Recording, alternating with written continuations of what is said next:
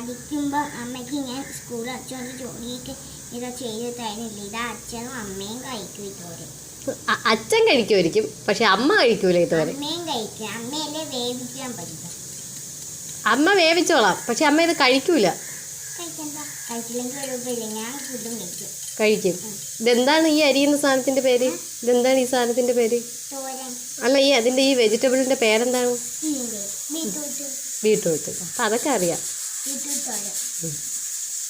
Beetroot വെച്ച് നമ്മൾ എന്തൊക്കെ ഉണ്ടാക്കും? ഇതോ ബീട്രൂട്ട് വെച്ച് എന്തൊക്കെ ഉണ്ടാക്കും? ബീട്രൂട്ട് വെച്ച് തോരൻ ഉണ്ടാക്കും. ചിലർ സാമ്പാറൊക്കെ ഉണ്ടാക്കും. ചിലർ പിന്നെ ബീട്രൂട്ട്